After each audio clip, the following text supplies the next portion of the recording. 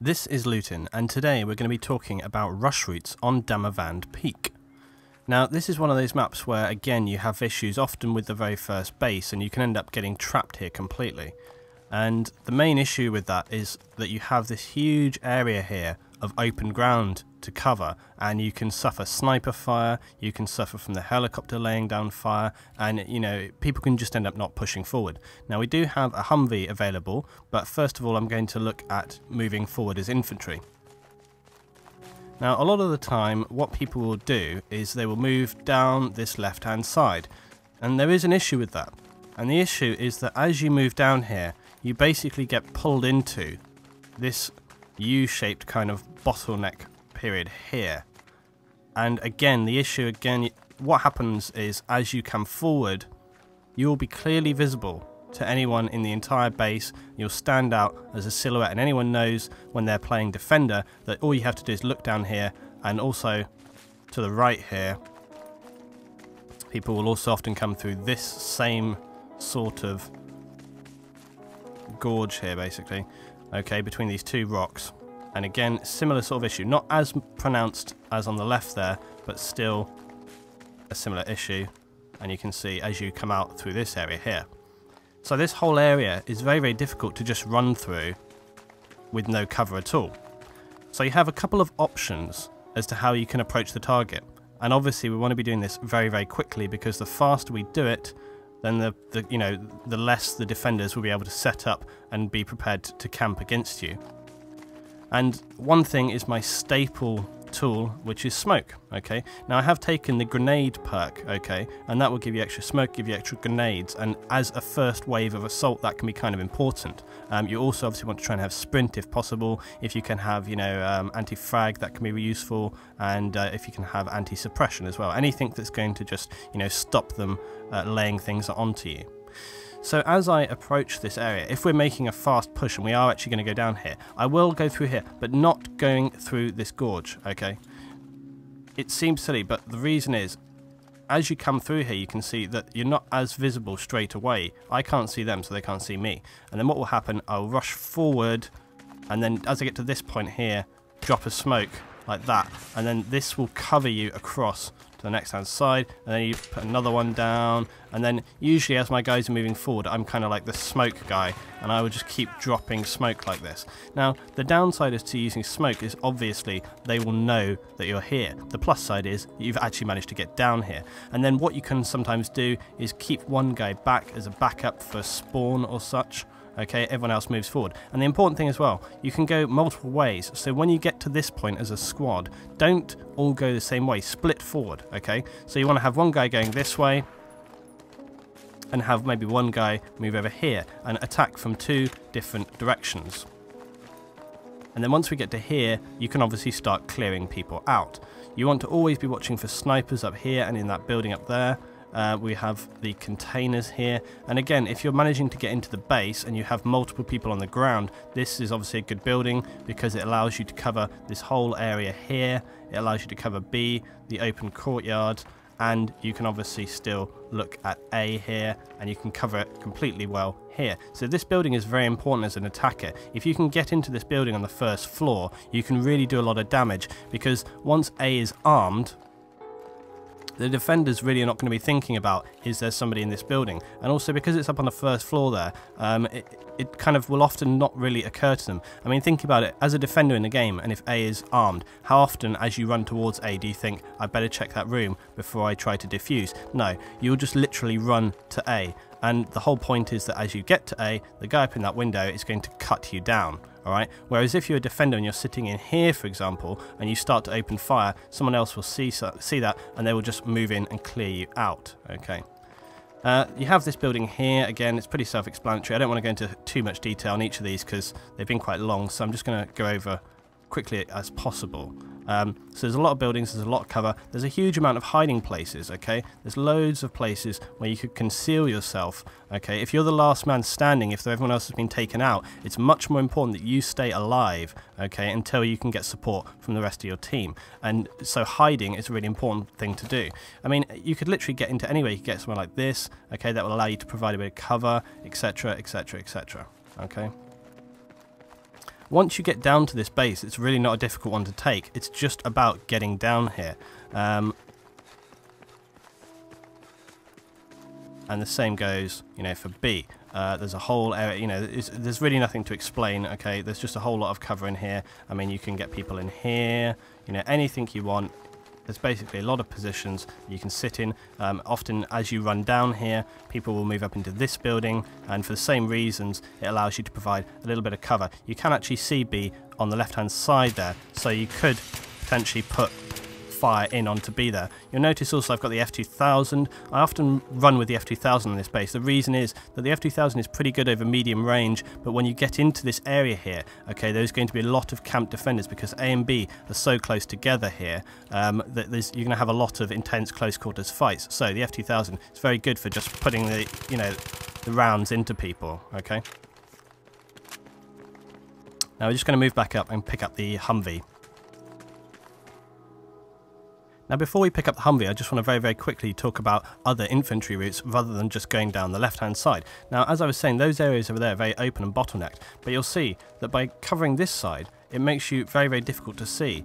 And you can often move down this whole right-hand side here pretty much unseen until you get to the last point. Okay, now as we come over here, you can see really only the main radar station that can actually see us. And as we get to this point again, we're still in good cover, So as an infantry, this whole route on the right hand side is much, much better cover. So if you move down quickly as a squad, you can get up to this point here.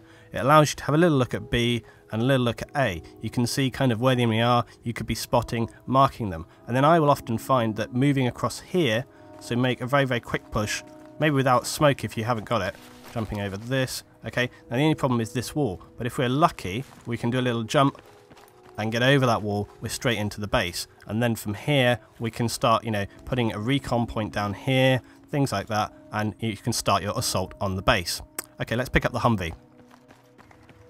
Okay, so here we are in the Humvee. Now, this can be a really excellent tool for a very, very fast assault. It's going to get you down to that base quickly. And really what you want to do is get your whole squad in here and move it forward to the base.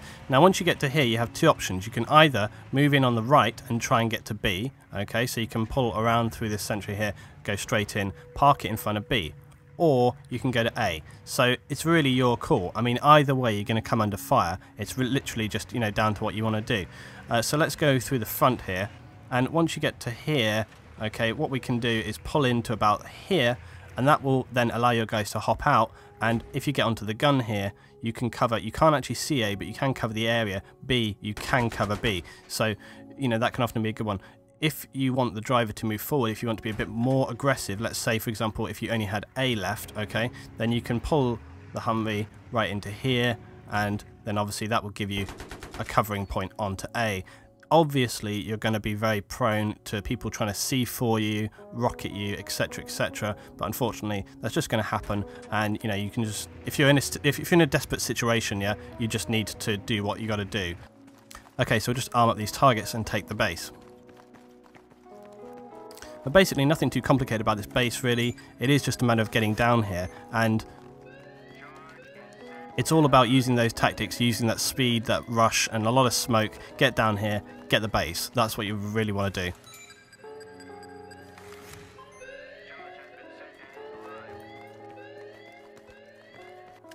Okay, now we're moving on to the next base. Now we have a lot of ground to cover again, so I'll probably edit a little piece of this out.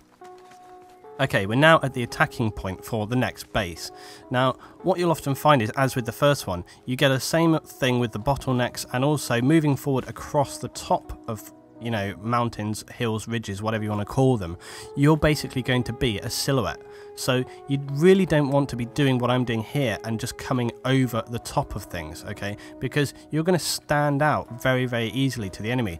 Everyone in that base will be able to see you. And it sounds, you know, an obvious thing to not do, but people do it. So that really leaves you with trying to flank around, the same as with what we did with the first base. And that gives you two main routes, okay, which is coming around this way and then trying to approach A, and the same on the other side, we'll look at B, okay. Now this does have an open route into the base, and depending on how, you know, carefully they're going to be defending, this may or may not be very easy to get into, but you really can just walk into the base here and something to watch out for is obviously going to be people defending this area. You can have people here. Always you can try and look for people in this corner here, and also lying prone in this whole area.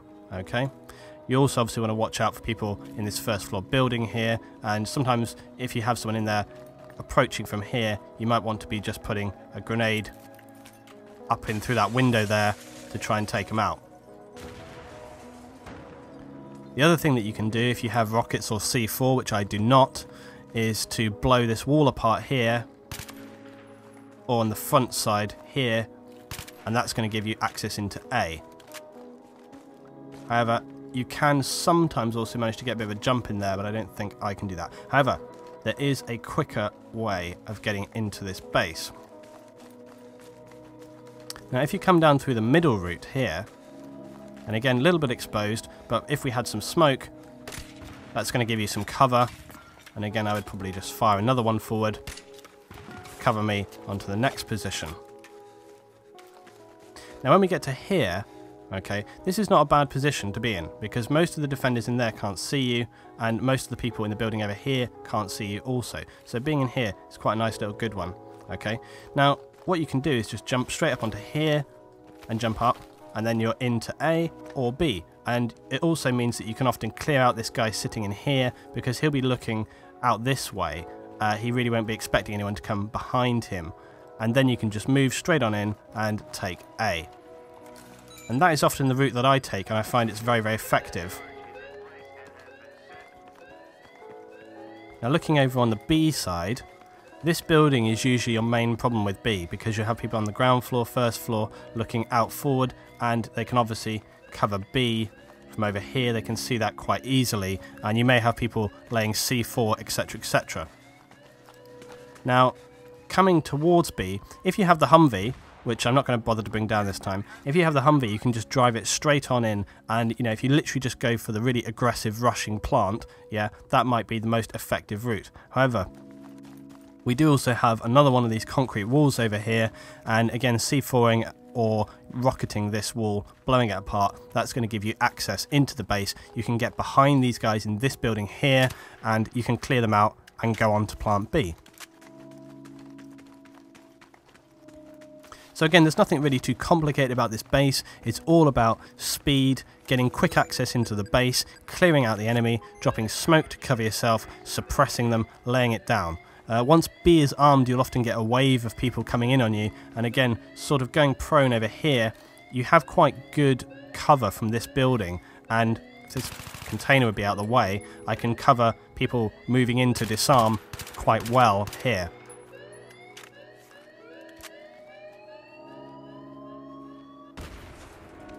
Now once this base has been destroyed, you obviously get the support of the helicopters, and this can be good and bad. Now the Venom is very good because it will allow you to basically fly around the base and drop people off. That's providing they actually drop people off, of course. And the scout helicopter over here, okay, the little bird, that will help you in combating the enemy attack helicopter. Let's just take this down.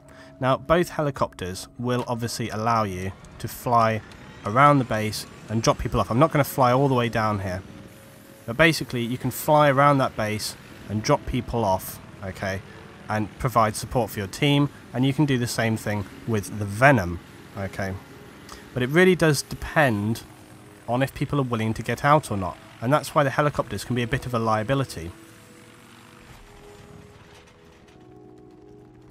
Because this next base is a very internal close quarters base, and that means that you really do need everyone on the ground. So let's just get down here. Now usually when I go down, I want to go towards the left hand side, and you want to try and open your chute even later than that if possible. But I often see people opening their chute about halfway down, which is insane, because it's just going to allow you to get spotted and probably even killed. Now I want to approach the base from over this side, and the reason for that is that A is it's the most difficult one on this base, okay? So we're prioritizing A. That's the one we want to attack first, okay? Now anywhere over here is a good position for your recon point. We are right on the edge of the border over here, okay? But anywhere in this general location is a good place for a recon point, and it's not something that people usually come and look to. Most of the time when people parachute down, they'll either go straight in for the target, they'll go for the roof, or they'll go over towards the B building. I don't see often that many people coming from this area. They will come in this area, but not as much. This is really good because it gives you you know, an eye straight away on A. Now, I might just kill myself in a minute, but basically this room up here is usually the main issue. So if we move into A, we'll have a little look around actually at this location. Now, when you're attacking, you want to be careful of C4, claymores, anything that they're going to put down to try and trap you.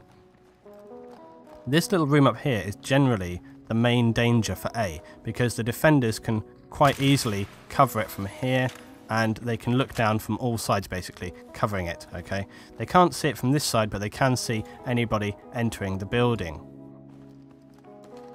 And then you obviously have people on the gantries. They're just going to get everywhere in this building, okay? And they can come straight up from over this side where they will be entering, okay? So they can get a route straight up here and across to that room.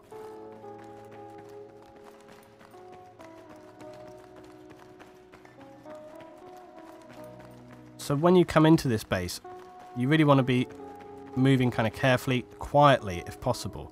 You want to try and find those targets, find where they're hiding, mark them up for your team, okay? If you can get in here and go quietly prone, something like this, just stay in here quiet, you know. Just try and allow your guys to get to you, give you a bit of support, a bit of distraction. And there's multiple ways you can get in here. Changing out for kind of shotguns and close quarter weapons at this point is going to be a really good thing because they're necessary. This might also be a very good time to change out as an engineer, because as I say, if there are people camped in buildings, you're going to want to have those RPGs and things like that that you can deal with. Also, destroying this wall here can be a really good thing to do. I've often done that. If you blow this wall apart with a rocket or something, okay, or C4, whatever, then that's going to give you very quick, straight access to B, because as an attacker, okay, you can't get through here, look. The only way that you could get through is to run back over the stairs and over the top, okay? So it's a bit of an irritation for an attacker. Whereas if you blow this wall apart, you can just run straight between A and B. And that allows your whole team to have much better kind of coordination and much better support for one another. Because if you have some people on the B target, okay, and B has gone down, they can't just get straight to A. They have to run around here. They have to run all the way around, okay? Or they have to go, as I say, into here, over the top, or over the top of the building there, and so on and so on. But blow this wall apart, and you can just get straight through. And I don't think you can get through. You can get through these windows, but I think in a live game, I don't think that's really going to be a feasible tactic, to be honest. So basically, once we're in here, we're going to drop a load of smoke, a lot of grenades, clear it all out, get it armed. Again, speed is the key. But you're not really going to take this base if they're defending hard and you have 4, 5, 6 guys flying around in helicopters not really helping, because you're going to be 2-on-1 and it's going to be very, very difficult. B is easy. I'm not really going to go over any too much detail. You can cover it from multiple locations out here, and the two main things you want to worry about are people from coming out this door here and people coming forward from this area over here. Again, they'll probably come mainly from here or forward from this point, okay? But B, it's really not a difficult one to take. I'm not going to go into too much detail on it. Just throw people on it, get it done, alright? Now, whilst that's blowing up, I'm going to change my class. And what you really want to take for your class is something like this, the small or the RPG, and then you want a good kind of close quarter, sort of hard fighting weapon. Something like the A91, SG553 is fine. Any of these guns. I mean, shotguns probably do the job as well, really. So there's a lot of guns that you could do. Let's just go with the SG553. Okay. Now, the reason I changed that to engineer for this next base was because this next base is much, much, much harder. Okay. The reason it's much harder is because you have a very long distance to travel to get to the target, combined with the fact that basically you have a horrible, horrible bottleneck. It's a tunnel, okay? So it's going to be as difficult as Metro. The only difference is that they have a tank, which is really, really a bad thing. You have these corridors on the left and on the right, You have 2 tunnels to move down through, and the little corridors have doors as you pass along them. Now, these are very horrible to move through for obvious reasons. You do have little, stop points along the way. But basically, you're going to find that this is entrenched with claymores, and if the defending team have got any sense at all, they'll probably have some kind of support team, probably in a dark area like this, with an LMG and a bipod aiming down here, and you will literally have no chance of getting down here. And the same goes for the other side. But it's sometimes worth, at the very start of the round, trying to use those if you can move very, very quickly with your team. But the key thing to do is to get people with engineers going down this corridor, destroy that tank, okay? The enemy tank defending must be destroyed, okay? If you do not take down that tank, they are going to have a ridiculous amount of firepower in there, and it's going to be very, very difficult for you to take it. You have the Humvee as well, which is going to provide you with very fast support for getting in there, but again, you really want to watch out for mines and things like that, because they're going to be putting them down. C4 again, and that can be dangerous too. I have the guided shell, and as we know from watching, with the guided shell you can lock on, get one shell away, then quickly switch out, get another shell onto your target. So you really want to be doing things like that. Also, it helps if you have someone in your CITV, and not so that they can use the CITV, just so you can have an extra person, and then when you get to this point they can jump out, help you put extra firepower onto that tank, because chances are you may have 1 or 2 defenders repairing it. Okay, and in that situation you really need to have teamwork. You really need to have people focus firing that tank down. They need to have so much fire on it that they can't repair it fast enough, and that tank is going to go down. Once the tank is down, you will actually have much better access down this main corridor, and you can have your assault team, if there are any left, dropping smoke hopefully, but if you're not doing it then maybe they won't be. Getting up to kind of this middle point as infantry can be quite a good area, okay? Because from here, alright, this is a nice little staging point for A, because you're in the dark, you've got reasonable cover, and then also you can cut through this, and you can move through to B. So this kind of little point here, I often find, is a reasonable staging point. Once we've got the tank as well, that will allow us to move up to around this area, and again from here you can put good pressure on everything. Okay, if there's people up in this building up here, we can blow the hell out of it, and we can generally put a lot of firepower down. Also, if you have got engineers people changed out, that's going to allow you to repair your vehicles. We can put covering fire in onto A, and we can deal with the tanks, engineers, anyone coming up. Basically, this is a good point for your tank to be at. If you go too far forward, you're going to have people C4ing you, but from here you should be able to just sort of provide cover all around. So let's assume that all has gone to plan. And again, once you're coming to A, you want to watch out for people camping, and you want to watch out for claymores, C4, all the usual things that you need to be aware of. But destroying that tank, and also, if you have moved up to this point, clear these corridors out, etc. Again, this base, whilst difficult, there isn't anything actually complicated about it. There's nothing very difficult. There's no secret tricks to it. It's all about just moving fast, hard, putting smoke down, putting firepower in, RPGs, blowing up the tanks. Once you get to over here as well, moving towards B, if you can get here, you might want to be covering the general road area, okay, because they're going to be trying to move forward back over onto B, and covering this doorway right here. This doorway is the one where they are mainly going to come down, this road and this door. So again, if you can have someone with an LMG, they're going to support that. Perhaps over here actually it would be even a better place. You do have these gantries as well, and the gantries obviously are going to provide you with some good positions to put fire down on the enemy. Okay? And you need to watch out for those when you're coming forward as an attacker as well, because as you see, same works both ways. And the same thing when you come up to here, we have these buildings, buildings, buildings. There's a lot of hiding places for people. Often when you get to B, people will often move around the back, go straight in. If you have one guy go in the front door, you should go in the back door here, and then you can sit this kind of area here, and that will stop. You can put firepower down, and generally, put grenades out, things like that. You're putting support down to prevent them coming in to defuse B. And that's basically all there is to it. Damavand is a very fast, hard fighting one. I would actually put it on par with kind of Operation Metro. People get confused with Damavand because it has that very open area at the beginning, but you shouldn't be confused by that. You need to move forward at the same speed at the start of Damavand as the same speed you would on Operation Metro, because all of the bases afterwards are very, very difficult. That's been my guide to Damavand, guys. I hope it's been a little bit of help. Make sure that when you're on the battlefield you move fast, you move hard, you take out those targets and support your team. Thanks for watching.